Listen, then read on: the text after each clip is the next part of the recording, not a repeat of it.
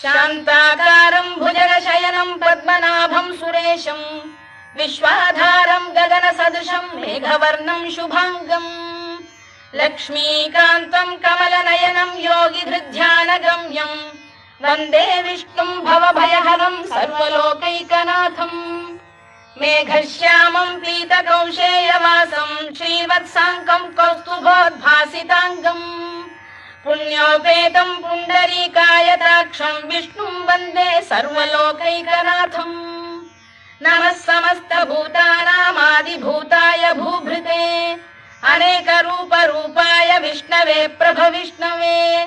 सशङ्खचक्रं सकिरीटकुण्डलं सपीतवस्त्रं सरसीरुहेक्षणं सहारवक्षस्थलशोभिकौस्तुभं नमामि विष्णुं शिरसा चतुर्भुजम् छायायां पारिजातस्य हेमसिंहासनोपरि